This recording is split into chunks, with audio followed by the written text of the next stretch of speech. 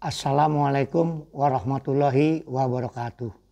Salam, Om Swastiastu, Namo Buddhaya, salam kebajikan, selamat pagi dan salam sejahtera. Perkenalkan, saya Elvi Amir, dosen Hombis Program Studi Diploma 3 Penerangan Aeronautika di Politeknik Penerbangan Indonesia Curug, Badan Pengembangan Sumber Daya Manusia Perhubungan, dengan tugas tambahan sebagai Ketua Program Studi Penerangan Aeronautika.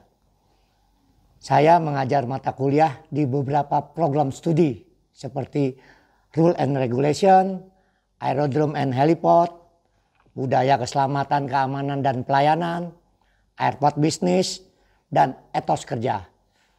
Pada kesempatan ini saya akan menjelaskan tentang teknik pengajaran saya dengan metode DIA, Delivery, Interaction, and Assessment. Selanjutnya saya akan menjelaskan deskripsi diri secara singkat, capaian dan metode pembelajaran. Etos kerja merupakan mata kuliah yang mempelajari tentang sikap, kepribadian, karakter, faktor yang mempengaruhi penerapan etos kerja, serta kepemimpinan, dan human factor, fatigue risk management, etika dan motivasi dalam mendukung etos kerja.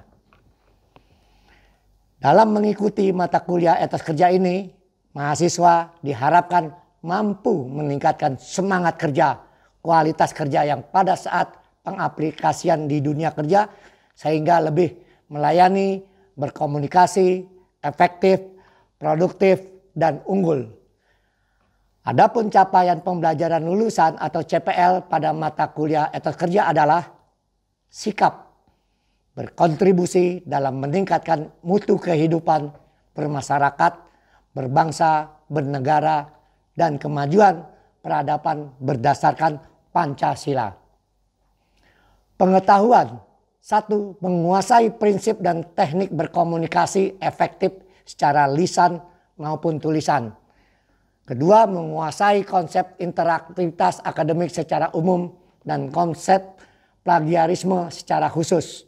Dalam hal jenis plagiarisme, konsekuensi pelanggaran, dan upaya pencegahannya.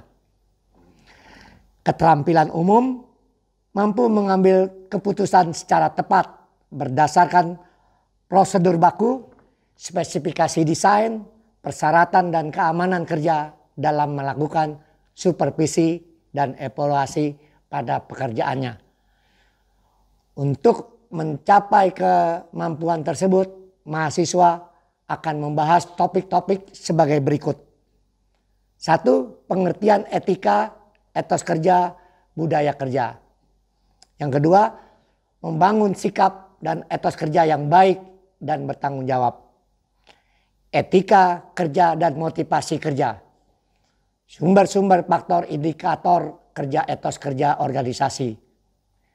Meningkatkan budaya organisasi dan nilai budaya, kepemimpinan, dan analisis video etos kerja, serta human factor, good communication, and soft skill.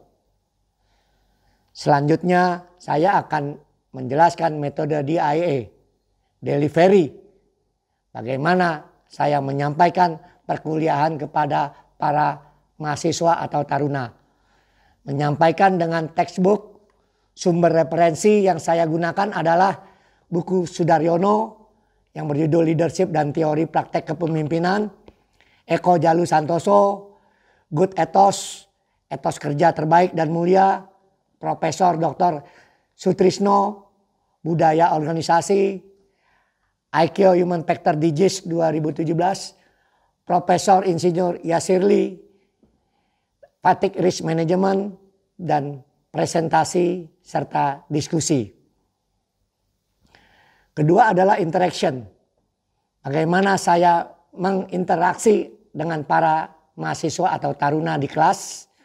Setiap akhir sesi presentasi, saya sering memanfaatkan aplikasi Mentimeter ataupun Kadot sebagai media interaksi, sehingga membuat suasana kelas menjadi lebih menarik. Selain itu, saya juga selalu memberikan kesempatan untuk para mahasiswa atau taruna untuk tanya jawab terkait materi yang disampaikan.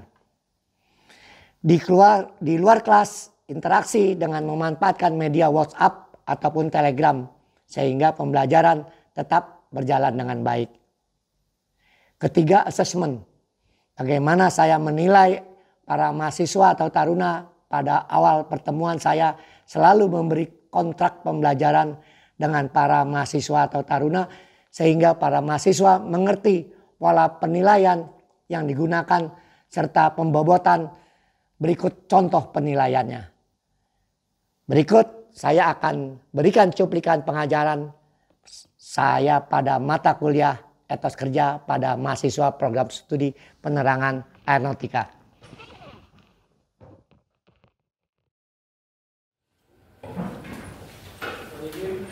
Siap, Dok?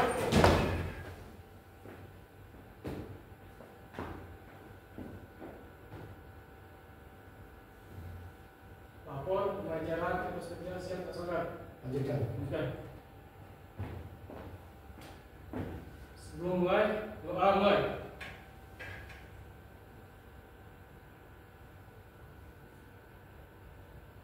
Selesai.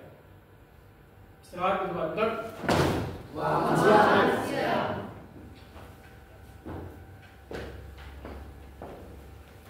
Oke.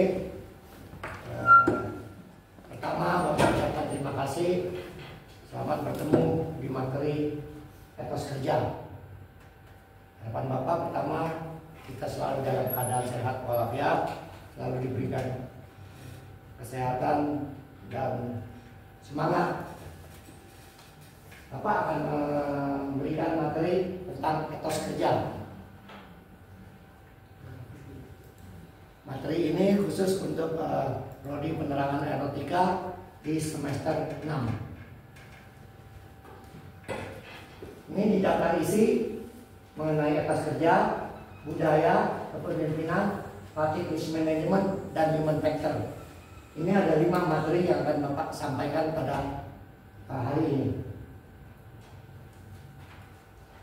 Etos kerja adalah seperangkat nilai dan keyakinan yang mendorong seseorang bekerja keras, berdedikasi, dan bertanggung jawab dalam menjalankan tugasnya. Ini mencerminkan semangat prinsip dan motivasi yang berdasarkan perilaku saat bekerja. Dalam kamus besar bahasa Indonesia, etos kerja artinya adalah semangat kerja yang menjadi ciri khas dan keyakinan seseorang atau suatu kelompok. Etos kerja juga bisa dipahami sebagai pandangan dan sikap terhadap kerja yang diambil oleh suatu bangsa dan kelompok. Jadi pada prinsipnya intinya adalah etos kerja mencerminkan semangat, nilai-nilai, prinsip yang memotivasi seseorang dalam bekerja. Di etos kerja, organisasi adalah semangat, spirit, harga diri, dan keyakinan. Etos kerja ini membentuk budaya organisasi dan mempengaruhi kinerja serta produktivitas anggota. Organisasi yang memiliki etos kerja yang kuat cenderung lebih efektif dalam menjalankan tujuan, memiliki reputasi yang baik, mampu memberikan dampak positif bagi anggotanya dan lingkungannya. Jadi lebih efektif. Mungkin ada yang bisa menjawab efektif, apa yang dimaksud dengan efektif? Angkat tangan. Oke, silakan sebutkan nama. Siap, mohon izin menjawab. Karena izin Anda izin menjawab. Efektif berarti mencapai tujuan atau hasil yang diinginkan dengan cara yang tepat dan efisien. Dalam konteks yang lebih luas, efektif juga bisa berarti memiliki efek atau dampak positif dari suatu tindakan atau keputusan. Oke, tepuk tangan. Daripada efektif, kita harus efektif dalam melaksanakan kegiatan dan segala macam. 3 etos kerja unggulan, ada 8 etos kerja unggulan. Yang pertama adalah kerja adalah rahmat, kerja adalah amanah, kerja adalah panggilan, kerja adalah aktualisasi, kerja adalah ibadah, kerja adalah seni, kerja adalah kehormatan, kerja adalah pelayanan. Nah, Bapak ingin bertanya sama Anda, apa maksud daripada kerja adalah ibadah? Siapa yang mau jawab? Ya, di Bindan. Apa yang dimaksud kerja adalah ibadah? Sebelumnya mohon izin memperkenalkan diri, nama Taruni Bidang Hanifah Anisha dari kelas 16, izin menjawab. Yang dimaksud dengan kerja adalah ibadah, artinya dalam bekerja seorang muslim itu tidak hanya mencari nafkah, tapi juga memenuhi kebutuhan hidup, juga berniat untuk mendekatkan diri kepada Allah Subhanahu wa Ta'ala. Bekerja dengan baik, jujur, dan bertanggung jawab dianggap sebagai bentuk ibadah yang mendatangkan pahala dari ridho Allah Subhanahu wa Ta'ala. Terima kasih. Kerja adalah ibadah. Jadi kita jangan menjadikan kerja itu beban. Jadi ini adalah ibadah untuk kerja kita. Berikutnya budaya adalah keseluruhan pola perilaku, pemikiran, perasaan, dan hasil karya manusia yang menjadi karakteristik suatu kelompok masyarakat yang diwariskan dari generasi ke generasi. Budaya kerja adalah nilai-nilai, norma, dan keyakinan yang dianut oleh suatu organisasi atau kelompok yang membentuk perilaku dan cara berpikir anggotanya dalam bekerja. Budaya kerja menjadikan dasar pembentukan etos kerja, dan keduanya saling mempengaruhi dalam menciptakan lingkungan kerja yang produktif dan positif. Mungkin Bapak ingin bertanya lagi, siapa yang dimaksud dengan budaya kerja? Siapa yang mau menjawab? Wina, silakan sebutkan nama. Izin Pak, izin jawab. Sebelumnya ingin memperkenalkan diri, nama Taruni Wina dari kelas 15. Budaya kerja adalah kumpulan nilai, keyakinan, norma, dan perilaku yang membentuk cara kerja dan berinteraksi dalam suatu organisasi. Saya cukup, terima kasih. Terima kasih.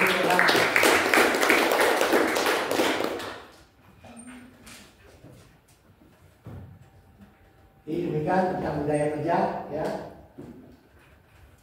Berikutnya kepemimpinan.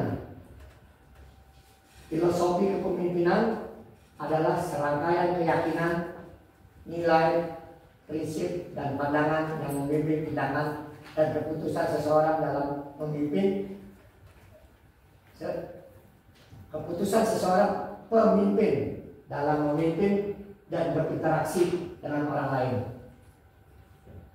Menurut Kamus Besar Bahasa Indonesia, kepemimpinan adalah perihal pemimpin atau cara memimpin. Secara harfiah, kepemimpinan berasal dari kata dasar pimpin yang memiliki arti mengarahkan, membina, mengatur, menuntun, menunjukkan, atau mempengaruhi. Itu kepemimpinan. Kalau pemimpin adalah satu atau beberapa orang yang memiliki kemampuan untuk mengatur kelompoknya agar bisa bekerja sama untuk mencapai tujuan yang diinginkan. Jadi Bapak ingin bertanya, kira-kira apa sih perbedaan antara kepemimpinan dengan pemimpin? Siapa bisa jawab? Silakan Mbak yang di depan. Sebutkan nama dan jawabannya. Izin memperkenalkan nama Taruni Jessica Rotan dari kelas 15, izin menjawab. Apa itu perbedaan dari pemimpin dan kepemimpinan? Pemimpin sendiri adalah seseorang yang memimpin, mempengaruhi, dan mengarahkan kelompok atau organisasi untuk mencapai tujuan bersama. Sedangkan untuk kepemimpinan itu sendiri adalah kemampuan, proses atau seni dalam memimpin yang mencakup mempengaruhi, mengarahkan, dan memotivasi orang lain untuk mencapai tujuan. Oke, terima kasih untuk tangan. Yaitu perbedaan antara kepemimpinan dan pemimpin. Jika pemimpin itu orangnya, kalau kepemimpinan itu adalah nilai-nilai prinsipnya, pantangannya. Berikutnya adalah materi tentang fatigue risk management. Fatigue itu kelelahan. Jadi keadaan psikologis berupa penurunan kemampuan mental atau fisik yang disebabkan oleh kekurangan tidur, kelamaan terjadi fase sirkadian dan atau beban kerja, aktivitas mental atau fisik yang dapat mengganggu kewaspadaan seseorang, dan kemampuan untuk melakukan tugas operasional secara memadai terkait keselamatan. Jadi fatigue ini lelah. Nah, lelah ini ada 3 kategori lelah. Lelah daripada fisik, karena kecapean, banyakkan over dari olahraga, itu kelelahan fisik. Berikutnya adalah kelelahan mental. Kelelahan karena daya pikir. Ya, kelelahan mental. Dan yang terakhir adalah kelelahan emosional, stres atau perubahan mood. Nah, ini ada 3 jenis fatigue atau kelelahan.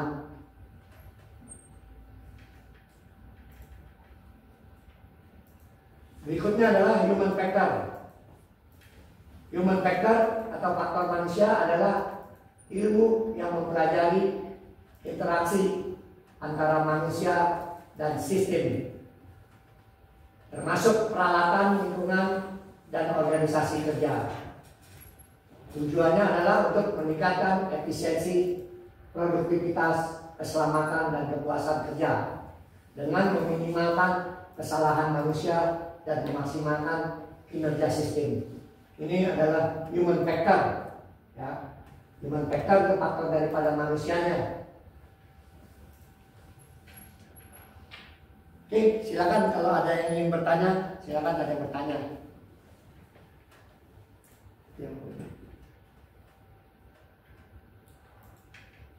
Siapa yang ingin bertanya, silakan. Izin Pak, izin bertanya, saya dari Indonesia izin bertanya, apa perbedaan human factor dengan human error? Oke, pertanyaannya sangat bagus sekali, perbedaan human factor sama human error. Nah, itu apa itu human factor dengan human error? Nah, mungkin ada yang bisa jawab human factor apa, satu nanti ada human error apa. Ini pertanyaan sangat bagus, human factor sama human error. Ini dua-duanya sering kita mengalaminya. Antara human factor juga ada, human error ada. Siapa yang bisa menjawab apa itu pertanyaannya dari human factor? Siapa yang bisa jawab human factor? Silakan. Apa itu human factor? Human factor adalah studi tentang bagaimana manusia berinteraksi dengan sistem, termasuk lingkungan, peralatan, dan prosedur untuk mencapai tujuan tertentu. Oke, terima kasih, tepuk tangan buat human factor ya. Berikutnya kalau human error, apa itu human error? Itu yang perempuan paling belakang, silakan. Human error itu apa itu yang dimaksud dengan human error? Ya, izin Pak, human error adalah tindakan yang dilakukan oleh manusia yang tidak sesuai dengan tujuan atau standar yang diinginkan. Tepuk tangan. Jadi beda ya antara human factor sama human error. Kalau human error memang kesalahan dari kita. Kita yang melakukan kesalahan-kesalahan itu human error. Karena sering kita mengerjakan sesuatu tidak sesuai dengan harapan. Jadi itu human error. Kalau human factor itu ya memang faktor antara manusia dengan interaksi dengan fasilitas, dengan environment, dengan lifestyle yang lain. Nah itu human factor. Di dalam penerbangan kita human factor tuh sering memakai konsep cell, software, hardware, environment, lifestyle, dan lifestyle. Kalau software itu perangkat lunaknya, prosedur-prosedurnya bagaimana. Hardware itu perangkat kerasnya, fasilitas-fasilitas, peralatan kerja kita bagaimana. E-nya environment, environment bagaimana.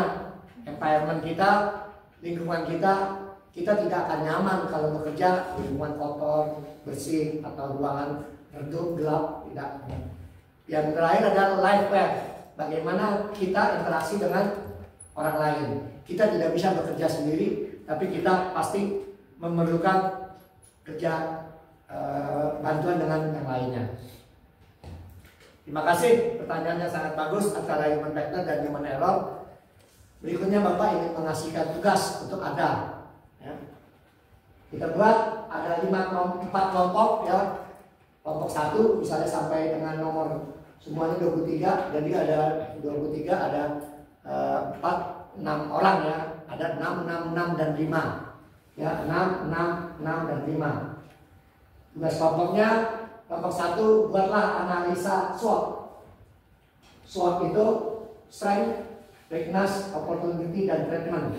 Jadi Anda disuruh kelompok 1 buat analisa bagaimana sih kekuatan PPIC ini, apa kelemahan PPIC, apa opportunity tentang PPIC, apa threat. Ya, absen 1 sampai 6 buat kelompok SWOT. Ya. Kelompok kedua tugasnya adalah melaksanakan konsep sel. Yang tadi Bapak sampaikan, yang sangat populer di dalam penerbangan adalah software, hardware, environment, dan liveware. Jadi buatlah tugas absen nomor 7 sampai dengan nomor 14. Kelompok 2. Kelompok 3 ini ada model tentang etos kerja yang populer di Australia.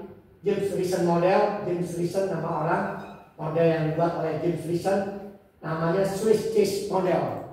Swiss cheese model ini, jadi prinsipnya bagaimana memprotek kesalahan-kesalahan supaya tidak terulang lagi, supaya setiap kesalahan pasti ada penangkalnya, jangan sampai bolong.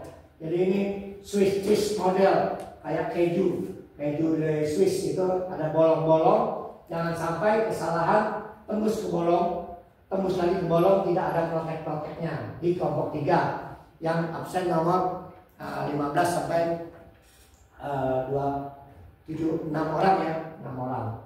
Terakhir, kelompok yang terakhir yaitu membuat konsep PIR. PIR ini adalah people, environment, action, dan resource. Jadi konsep-konsep ini ada 4 kelompok ini Anda kerjakan. Ini adalah berguna sekali untuk etos kerja kita di lapangan. Jadi kita etos kerja bagaimana di tempat kerja kita menganalisa, bagaimana melaksanakan konsep sel dengan interaksi dengan software, hardware, environment, liveware, terus bagaimana menangkal kesalahan-kesalahan supaya kesalahan tersebut tidak terulang, kesalahan tersebut supaya bisa terprotek dengan Swiss cheese model. Dan yang terakhir adalah bagaimana people, orang-orang melaksanakan etos kerja tersebut, bagaimana environment, lingkungan kerja kita, action kita, dan resource kita. Ini kira-kira 4 tugas yang Bapak kasih ke Anda. Jadi demikian paparan Bapak pada hari ini. Terima kasih. Selanjutnya kita dapat bertemu di minggu yang akan datang dalam mengerjakan tugas kelompok ini. Terima kasih. Wabillahi taufiq wal hidayah. Wassalamualaikum warahmatullahi wabarakatuh. Waalaikumsalam.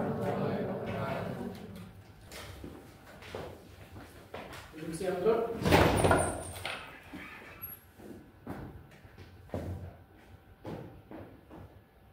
Pembelajaran telah diserahkan, laporan selesai. Laporan.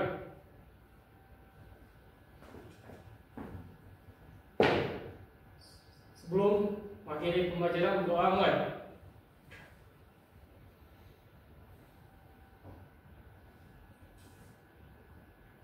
Selesai. Istirahat dulu, bulat. Terima kasih. Sampai kita berjumpa di kesempatan. Semoga kita sehat selalu.